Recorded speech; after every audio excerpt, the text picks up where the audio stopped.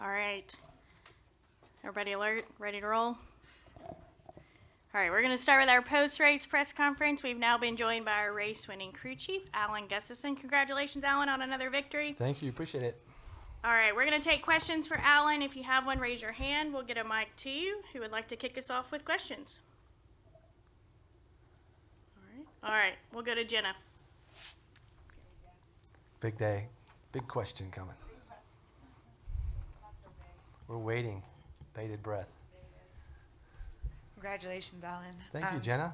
You're welcome. Why was this race so calm by Talladega standards? Yeah, it's a great question. It seems like kind of both the races were before it. I don't know if maybe the stability of the car or it was just hard. You know, we've seen that all year. It's not, 3 lanes don't seem to work out. You know, there doesn't seem to be a middle option. It doesn't get fanned out. It's kind of about staying in line and pushing, and I think that contributes. And it was certainly a bit tamer than I expected, but I kind of expected, you know, maybe not the typical 4 wide just craziness, because it just doesn't seem to generate, the cars just don't seem to generate the performance and the huge runs like they did. It's more just about that kind of steady seesaw momentum. Yesterday, your driver had some comments that were a little out of character for him to take such a stance. Did that surprise you? It's the second time I've been asked about it. I don't know what he said, so it's hard for me to say specifically. I'm assuming he spoke out about the safety. Is that correct? He said NASCAR took a step backwards. Yeah. So I mean, you know, look here, you know, the way I look at it is I certainly want him specifically and all the drivers, but you know, my concern is Chase to be as safe as he possibly can be. We know this is inherently a dangerous sport, but I want him to be as safe as he possibly can be. So from my stance, I'll do anything I can do to make sure he's as safe as possible. And I feel like collectively in this garage, there's a huge resource of intelligent people that we can push this forward and get to a position where it's not a topic. It's not something these guys are having to worry about week in and week out. I certainly feel terrible for Alex. And yeah, you know, Alex shouldn't have sustained the type of injury he sustained from the hit he took. And we just all have to accept that and move on and move forward and push forward to make it better. And I think we can do that. I'm very confident we can do that. And that's what we got to focus on doing together. And collectively, I think that we've got a lot of resources to make it happen. And I'm sure NASCAR will do everything in their power, as will the teams, and we'll get past this quickly. All right, we're going to come up front to Jordan, right up here. And then we'll go to Steven, and then we'll come back up front. Jordan Bianchi, The Athletic. I apologize, this was already asked.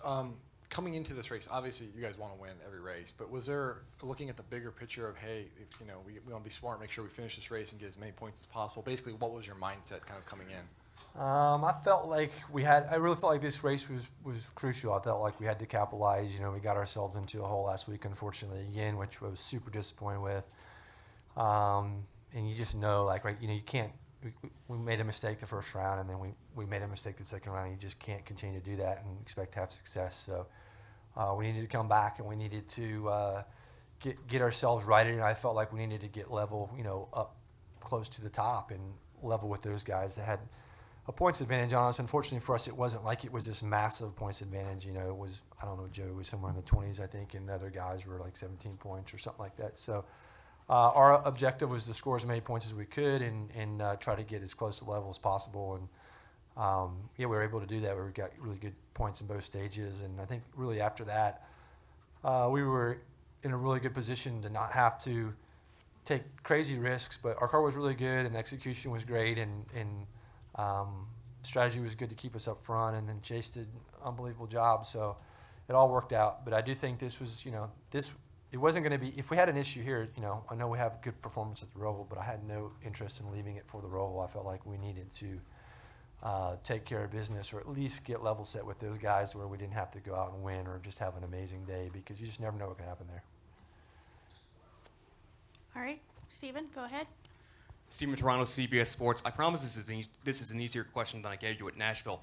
3 out of the 4 super speedway races this year went to regulation and ended there, and the Daytona 500 was only 1 lap over regulation.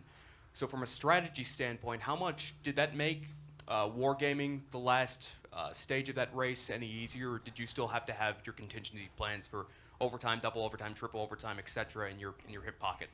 Yeah, I think you still had to have a contingency plan. You never know what can happen. I mean, all right, this is probably the oddest caution. I won't say maybe not the oddest, but super odd caution right at the end of the race. The guy comes down pit road and stops in the pit road, and then they throw the caution for it. So super odd, but you have to be prepared for it, and that's what you balance is ultimately when we all pit on the green. It's how long you want to take. How long you want to sit there and put gas in the car. So you want to take enough that at least in our opinion, to give us a slight buffer, but still execute a fast enough spot, just maintain track position, and I feel like we did that. Thanks, Alan. All right, go ahead. Nathan Buckley, MBS Speedway. I'm not sure how much you take a look at tire wear during races, but overall, do you feel this race was better today than on tire wear than last week at Texas, and if so, why?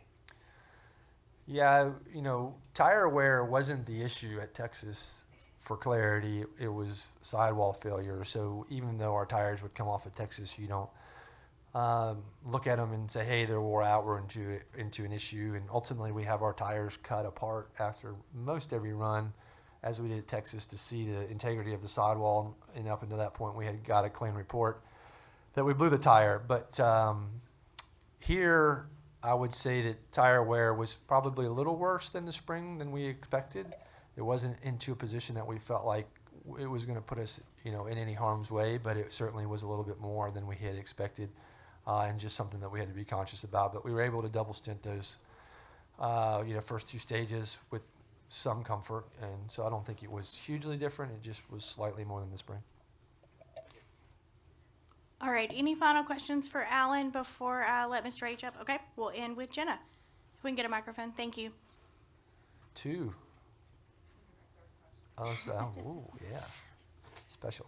Sorry to ask another car question, but what is if everyone's in agreement that the car's too stiff, what is a reasonable time frame for that to be corrected? Yeah, I mean, I don't know the logistics behind what all has to happen as far as manufacturing and what goes on, but I think the first step is we need a solution, right? I mean, that's what we've got to focus on. I think that's is a good goal for us as an industry to collectively look at, what's the best solution we can come up with in the short term, and if we can get that solution get the solution figured out, and then implementation, you can worry about that later. And that's certainly not my area of expertise, but I think, the solution is the key right now. And to my knowledge, that doesn't exist. It may exist, but we need to get that figured out and how to move forward. And I think collectively we can all work together to get, Hendrick Motorsports, the boss, owns an amazing place, and we can accomplish some amazing things. And I think that if we get a solution and implementation, if we all pull together, we could do a lot in a short period of time. All right, Alan, thank you for spending some time with us. Congratulations again on that win. Thank you. All right, we're going to continue with our post-race interviews. We'll now be joined by our race-winning team owner, Mr. Rick Hendrick.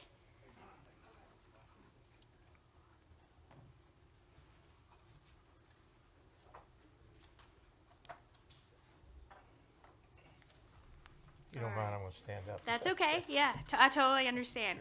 Those chairs are not maybe the most comfortable to climb in. So, okay, we're going to start with questions with Mr. H. If you have one, please raise your hand. We'll get a microphone to you. And Rick, while we wait, do you mind just to comment on Chase's season this year and just, I believe this was his 5th win. Talk a little bit about that team and just as the playoffs get a little closer to Phoenix, how that team is gelling together. We had a lot of momentum going, and then we had the tire failure, and we just kind of hit a bump. And so this is good momentum to have the points now to go into the Roval where he's really good and get in the round of 8 and move on. So this is great momentum for him. This race means a lot to Chase, and it was great to see the fans excited, and boy, it was a heck of a race. All right, we're going to go to questions. We'll start with Jordan. Jordan Bianchi, The Athletic. There's been a lot of talk this week about safety and different solutions or possible solutions that could be implemented. Ultimately, it is going to cost money to get whatever that solution is. As a team owner, are you comfortable having to spend more money on this aspect of the next-gen car, something you've already invested a lot in and probably weren't prepared to invest more in? Absolutely. I mean, for sure.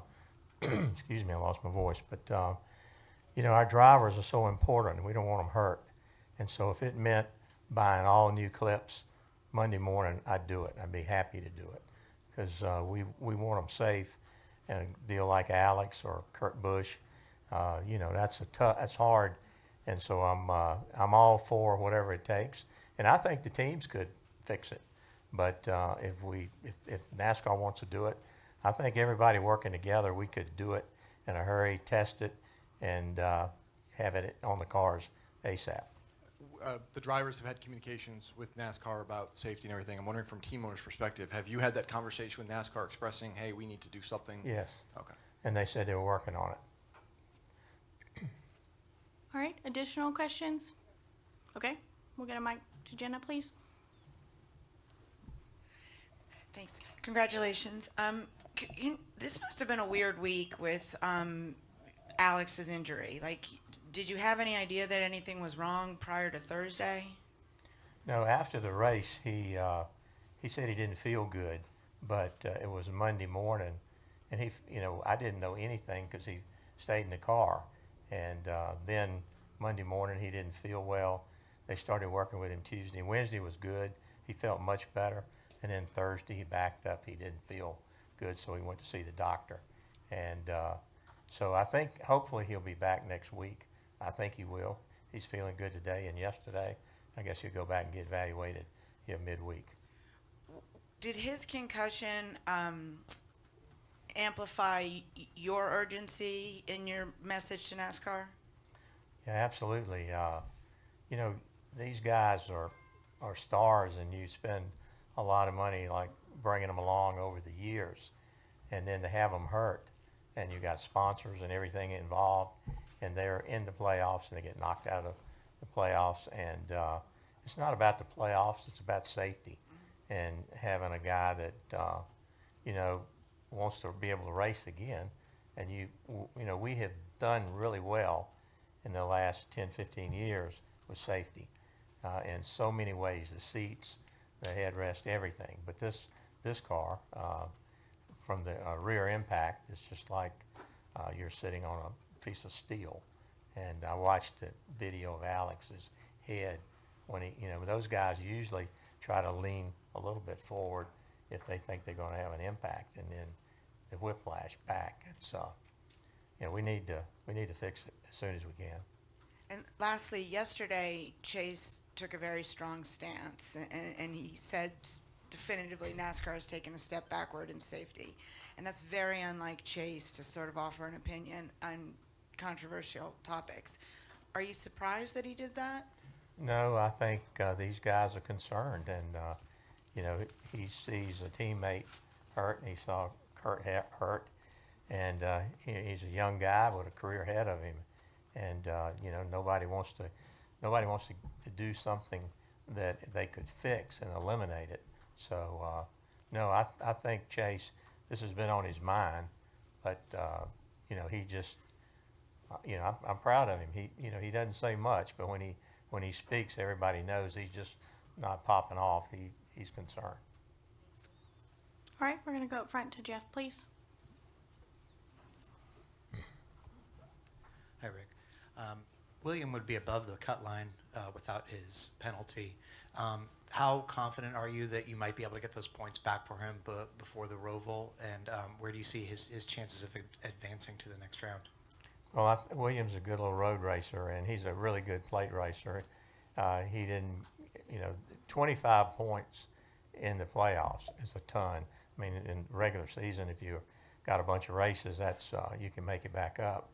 But you know, I've seen other cars under caution hit each other, and I've seen that in that situation. He wasn't trying to spin him, but they got a tower full of people. They could have put him in the back. They could have done something right then, and rather than wait till Monday or Tuesday and then make a decision.